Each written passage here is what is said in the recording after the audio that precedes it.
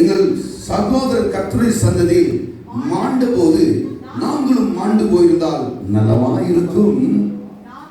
நாங்களும் எங்கள் மிருகங்களும் எங்கள் சாகும்படி எங்கள் கர்த்தரின் சபையை இந்த வனாந்திரத்திலே கொண்டு வந்தது என்ன?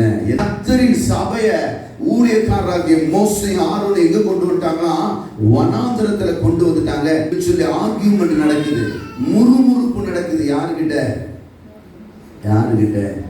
மேல வாசிகளேப்பா.